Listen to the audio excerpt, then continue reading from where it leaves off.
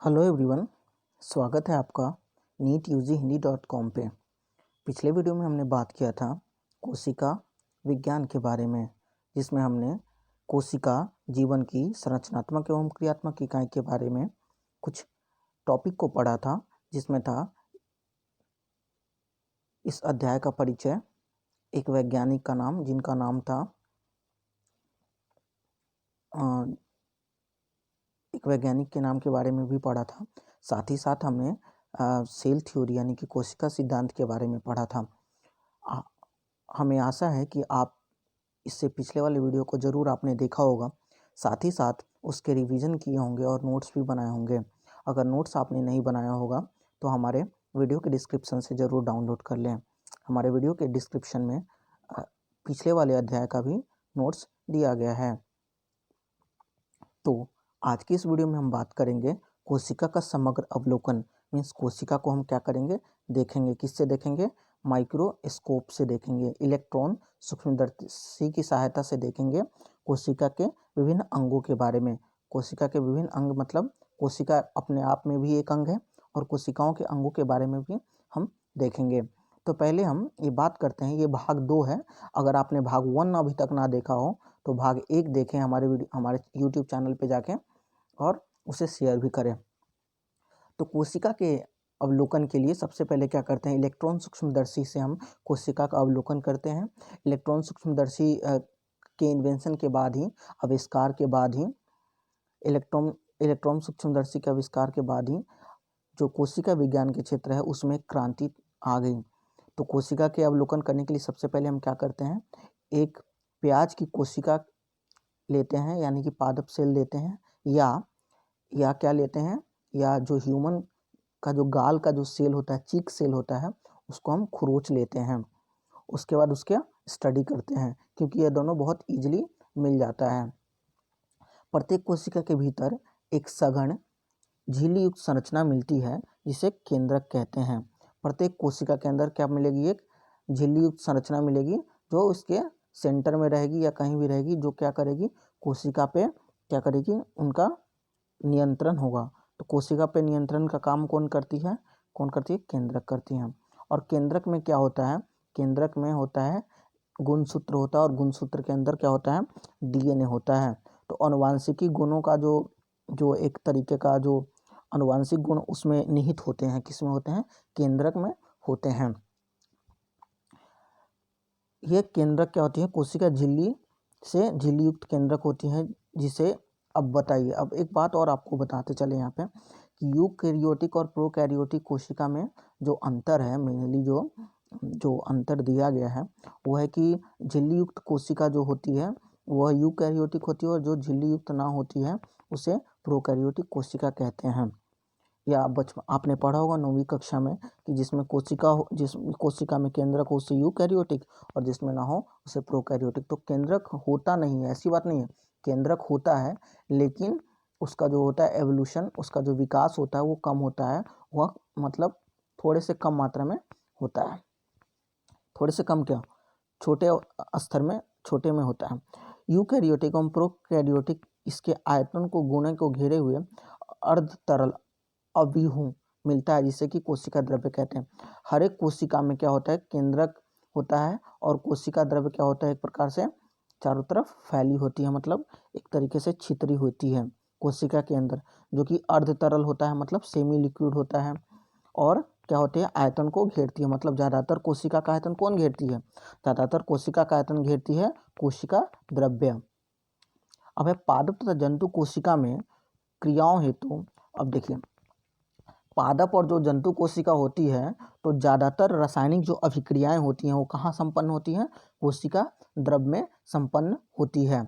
इसलिए इसको कहते हैं जीव अवस्था संबंधित विभिन्न रासायनिक क्रिया। तो इसीलिए कहते हैं एरिना ऑफ सेल कोशिका द्रव्य को, यानी कि साइटोप्लाज्म को कहा जाता है। यूकैरियोटिक तथा प्रोकैरियोटिक, यूकैरियोटिक कोशिका में केंद्रक के अतिरिक्त अन्य झिल्ली युक्त संरचनाएं मिलती हैं, कहलाती हैं, जैसे कि अंतःप्रद्रविक जालिका, सूत्रकणिकाएं, माइक्रोकॉन्ड्रिया, सूक्ष्मकाय माइक्रोबॉडीज, गोल्जी सोम, लाइकाय लाइसोसोम, रसधानी प्रोकैरियोटिक कोशिका में झिल्ली युक्त केंद्रक का अभाव होता है। अब एक अंतर यहाँ से आप याद करते चले कि यूकैरियोटिक और प्रोकैरियोटिक में क्या अंतर है।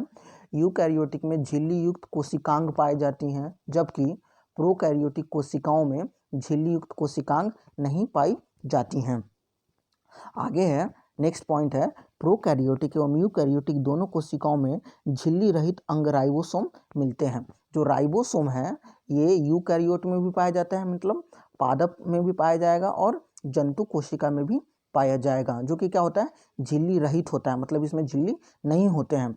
कोशिका के भीतर राइबोसोम केवल कोशिका द्रव्य में ही नहीं, राइबोसोम क्या होती है, कोशिका द्रव्य में फैली होती है नहीं, बल्कि दो अंगों जैसे कि हरित लवक एवं सूत्रकणिका दोनों में खुरदरी अंतःप्रद्रवक जालिका पाई जाती है। मतलब जो राइबोसोम होते हैं वो दो प्रकार के होती हैं, एक खुरदरी होती है और एक बिना खुरदरी अंतःप्रद्रविक जालिका होती है। इसको हम हिंदी में कहते हैं RER और इंग्लिश में कहते हैं RER और SER, हाँ, रफ एंडोप्लाज्मिक रेटिकुलम एवं स्मूथ एंडोप्लाज्मिक रेटिकुलम कहते हैं। खुरदरी एवं तो खुरदरी अंतःप्रद्रविक जालिका कहाँ मिलती हैं, केवल कोशिका द्रव्य में ही नहीं मिलती, बल्कि दो अंग को जैसे कि हरित लवक कहाँ पाया जाता है, पौधों में पाया जाता है, एवं सूत्रकणिका जो माइक्रोट्यूब्यूल्स होती हैं उसमें पाई जाती हैं। आगे है, जंतु कोशिका में झिल्ली रहित तारक केंद्रक जैसे अंगक मिलते हैं जो कोशिका विभाजन में सहायता करते हैं। ये माइक्रोट्यूब्यूल्स फॉर्मेशन में क्या करते हैं, हेल्प करते हैं। तारक जैसे माइक्रो बॉडीज जो कि क्या करते हैं, कोशिका विभाजन में मदद करते हैं। जैसे एक कोशिका से दो कोशिका बनने में क्या करते हैं, मदद करते हैं। कौन का मदद करते हैं, तारक क्या करते हैं, और तारक क्या होते हैं, झिल्ली रहित कोशिकांग होते हैं। नेक्स्ट आगे है कि कोशिका यूकैरियोटिक कोशिका में केंद्रक के अतिरिक्त अन्य झिल्ली युक्त विभिन्न संरचनाएं मिलती है जो कि कोशिकांग कहलाती है। आगे बढ़ते हैं। आगे अब हम देखिए ये जो आपको जो ये दिखाया गया है, ये डायग्राम मतलब ये जो माइंड मैप के फॉर्म में दिखाया गया है आपको, ये जो चार्ट के फॉर्म में एक दिखाया गया है, एक क्या किया गया है, ये कोशिका को क्या किया गया है, मतलब कोशिका के बारे में आपको बताया गया कि कोशिका के कौन कौन से कंपोनेंट पाए जाते हैं, किस फॉर्म में बताया गया, टेबल वाला फॉर्म में बताया गया है। तो कोशिका की संरचना, सेल स्ट्रक्चर, कोशिका की मुख्यतः 3 संरचनाएं होती हैं। कोशिकीय आवरण जिसे सेल बाउंड्रीज कहते हैं, कोशिका द्रव्य और केंद्रक, साइटोप्लाज्म एंड न्यूक्लियस। तो कोशिका भित्ति के कितने प्रकार होते हैं, कितने मतलब पार्ट होते हैं, तो कोशिका आवरण के होते हैं 3 पार्ट, कोशिका भित्ति, ग्लाइकोकैलिक्स एंड कोशिका झिल्ली। अब आगे बात करते हैं कोशिका द्रव्य। हमने आपको बताया था कि कोशिका हो गया भैया, ये एक तरीके से रफ डायग्राम है, कोशिका हो गया, यहाँ पे केंद्रक हो गया बीच में या कहीं भी केंद्रक हो गया, और इसके अलावा यहाँ पे क्या हो गया, कोशिका द्रव्य हो गया, साइटोप्लाज्म हो गया जो कि अर्ध तरल तरीके का एक द्रव्य होता है। इसी में क्या होता है, जितने सारे कोशिकांग होते हैं जैसे माइटोकॉन्ड्रिया हो गया, राइबोसोम हो गया, लाइसोसोम हो गया, और भी जो कोशिका का जो एनर्जी का सोर्स होता है, जैसे कि कोशिका का पावर हाउस ऑफ सेल किसे कहते हैं, कोशिका का ऊर्जा गृह किसे कहते हैं, आप कमेंट सेक्शन में जरूर बताएंगे इस बात को। तो ये क्या होता है, कोशिका में क्या होता है, कोशिका द्रव्य में क्या होते हैं, बिखरे होते हैं, क्या, कोशिकांग बिखरे होते हैं। कोशिकांग की अलग अलग शेप होती है, ये यहाँ पे तो रफ तरीके के बताया गया है। तो कोशिका का जो होता है, दो कोशिका जो द्रव्य होता है उसका 2 पार्ट होता है, हायोप्लाज्म और ट्रोफोप्लाज्म। तो यहाँ पे ट्रोफोप्लाज्म में होता है कोशिका अंगक, सेल ऑर्गेनल, और जो संचित पदार्थ होते हैं वो इस प्रकार से होते हैं। तो अभी हम इसके बारे में नहीं पढ़ेंगे, यहाँ पे हमें इसके बारे में नहीं पढ़ना है, हमें इसके बारे में पढ़ना है। कोशिका के जो सेल ऑर्गेनल हैं वो कुछ इस प्रकार से हैं, सूत्रकणिका, गल्जिकाय, लायकाय, अंतःप्रद्रवी जालिका, लवक, काशभिका यानी कि पक्षमाभ बोलते हैं, तारकाय, राइबोसोम और सूक्ष्मकाय। ये क्या है, कोशिका के अंग है, यानी कि सेल ऑर्गेनल है। ये क्या है, ये सेल ऑर्गेनल है जो कि एक सेल के अंदर भी पाए जाते हैं। अब बात करते हैं, हमारा अगला टॉपिक जो है वो है कोशिका का। ये जो सारी कोशिकांग है इसके बारे में हम एक एक करके आगे पढ़ेंगे। तो अगला हमारा जो टॉपिक है ये है कोशिका का माप एवं आकार। आप जानते हैं कि एक प्रकार से बॉडी में एक प्रकार की कोशिकाएं नहीं पाई जाती हैं, अलग अलग प्रकार की कोशिकाएं पाई जाती हैं। जैसे आपने पढ़ा भी होगा कि हमारे जो पाचन तंत्र है उसके लिए अलग प्रकार की कोशिकाएं जिम्मेवार हैं, उत्सर्जन के लिए अलग प्रकार की कोशिकाएं हैं, संवहन के लिए अलग प्रकार की कोशिकाएं हैं, जो न्यूरॉन्स सेल होते हैं, जो नर्व कोशिकाएं होती हैं, जो संवेदी कोशिकाएं होती हैं, उनके द्वारा जो सूचनाएं जो प्रसारित की जाती हैं हमारे अन्य अंगों से लेकर दिमाग तक, उसके लिए कोशिकाएं अलग होती हैं। तो जब कोशिकाएं अलग अलग हैं तो उनके कार्य भी अलग होंगे, उनकी संरचना भी अलग होगी, उनके आकार भी अलग होंगे और उनके माप भी अलग होंगे। तो आज के अभी हम कोशिकाओं की माप के बारे में पढ़ेंगे। तो फर्स्ट पॉइंट है कि प्रथम जो पॉइंट है वो कोशिका माप, आकार एवं कार्य दृष्टि से काफ़ी भिन्न होती है। जैसे कि हम बात करते हैं कि सबसे छोटी कोशिका कौन सी है, तो सबसे छोटी कोशिका है माइकोप्लाज्म। माइकोप्लाज्म कोशिका की लंबाई क्या होती है, 0.3 जो होती है म्यू एम होती है, माइक्रोमीटर होती हैं। बैक्टीरिया जो होती हैं उनकी होती है 3 से लेके 5 माइक्रोमीटर होती हैं। सबसे बड़ी कोशिका कौन सी है, शुतुरमुर्ग के अंडे की कोशिका जो है वो सबसे बड़ी कोशिका है। मनुष्य के अंदर सबसे जो बड़ी कोशिका है वो कोशिका है तंत्रिका कोशिका, जिसकी लंबाई लगभग 1 मीटर होती है। और मनुष्य की जो लाल रक्त कणिका जो है, कोशिका जो है, उसका जो व्यास है लगभग 7.0 माइक्रोमीटर होता है। ये यू नहीं है, ये जो है ना ये यू नहीं है, ये सारे क्या हैं, ये म्यूएम है, ये म्यू और एम, यानी कि ये सारी क्या है माइक्रोमीटर में। समझ गए? इसको हिंदी में लिख देते हैं हम, ये सारी क्या है माइक्रोमीटर।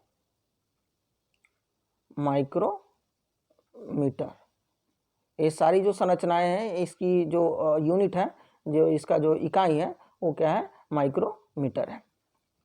अब आगे चलते हैं कोशिका के आकार के बारे में, और भी कोशिकाओं के बारे में जान लेते हैं। सबसे छोटा जो स्पर्म सेल भी होता है, ओवा सेल भी होता है, और भी बहुत सारे सेल है, जैसे कि WBC हो गया, RBC हो गया, न्यूरॉन कोशिका हो गया। और बैक्टीरिया जो सबसे छोटी, जो आप एक और बात सर्च करके हमें बताएंगे गूगल से, जो सबसे छोटी बैक्टीरिया है उसकी वो कौन सी बैक्टीरिया है, सबसे छोटी बैक्टीरिया। ठीक है, अब आगे आते हैं आकार। कोशिका के जो होती है ना, कोशिका भिन्न भिन्न आकार की होती हैं, जैसे कि बिंबकार, बहुभुज, स्तंभी, घनाए, ओके, घनाभ, धागे की तरह की होती हैं। मतलब भिन्न भिन्न प्रकार की कोशिकाओं के आकार होते हैं। जैसे कि हम बात करते हैं, यहाँ पे NCERT का ये डायग्राम है, NCERT का चित्र दिया गया है। जैसे कि हम बात करते हैं कि जो लाल रुधिर कणिका है वह क्या है, गोला एवं द्विअवतली है, मतलब बाइकॉनकेव शेप का होता है। जो श्वेत रक्त कणिका है ये हो गया RBC और ये हो गया WBC। क्या हो गया, ये WBC, ये हो गया RBC और ये हो गया WBC। तो WBC क्या है, अमीबाकार होती है। जो स्तंभकार उपकला कोशिका जो होती है लंबी और संकरी होती है। ये क्या हो गया, एक कोशिका है, ये उत्तक है, उत्तक में ये पाए जाते हैं। देखिए आपको, ये आपको हो गया तंत्रिका कोशिका, जो कि होती है शाखित एवं लंबी होती है, ब्रांच्ड एवं लॉन्ग। ये जो है एक वाहिनी दीर्घकृत होती हैं। ये क्या है, ये संवहन उत्तक है, जो कि कहाँ पाई जाती है, संवहन उत्तक पौधे में पाई जाती हैं। ये क्या है भाई, ये तो उत्तक है, ये तो पादप उत्तक है। और पादप उत्तक की कोशिका क्या होती हैं, गोला होती हैं। आगे हम बात करेंगे NCERT का एक और डायग्राम, जिसमें आपको बताया गया है कि कौन सी कोशिका का कितना साइज होता है। एक जो प्रारूपी जीवाणु होती है उसका जो साइज होता है, देखिए NCERT में बहुत ज़्यादा वेरिएशन है। आपको पीछे दिखाया गया था 3 से 5 दिखाया गया था ना, देखिए यहाँ पे कितना दिखाया गया था, यहाँ पे दिखाया गया था 3 से 5 भैया, और यहाँ पे दिखाया गया है 1 से 2 भैया। यहाँ पे प्रारूपी जीवाणु जो होती हैं उसका जो होता है आकार होता है 1 से 2 म्यू एम होता है। पीपीएलओ जो होता है माइकोप्लाज्मा जिसको बोलते हैं 0.1 म्यू एम होता है। विषाणु का कितना होता है भैया? विषाणु का होता है 0.02 से लेके 0.2 तक 2 म्यू एम होता है। एक प्रकार की एक क्या है? एक प्रारूपिक कोशिका है। क्या है? एक प्रारूपिक कोशिका जो आपके एनसीईआरटी में दिया गया है। पेज नंबर तो मुझे याद नहीं है। तो आज के लिए बस इतना ही। अगले वीडियो में हम फिर मिलेंगे जहाँ पे हम क्या डिस्कस करेंगे, यूकैरियोटिक एवं प्रोकैरियोटिक कोशिका का में अंतर एवं सारे कोशिकांगों के बारे में एक एक करके अध्ययन करेंगे, जो कि हमारा होगा बेसिक टू शून्य से शिखर तक होगा, जहाँ पे हम 11वीं कक्षा के बोर्ड लेवल का भी डिस्कस करेंगे और हम नीट लेवल का भी डिस्कस करेंगे या अन्य प्रतियोगी परीक्षाओं के लिए भी डिस्कस करेंगे। अगर आपको वीडियो अच्छा लगा हो तो अपने दोस्तों के साथ शेयर करें, लाइक करें और कमेंट करें। अगर आपका कोई डाउट हो, हिंदी माध्यम के छात्र हो जो हिंदी भाषी क्षेत्रों से बिलोंग करते हो, हिंदी भाषी क्षेत्रों से आते हो, वो इस वीडियो पे जरूर कमेंट करें। बहुत बहुत धन्यवाद आपका वीडियो देखने के लिए।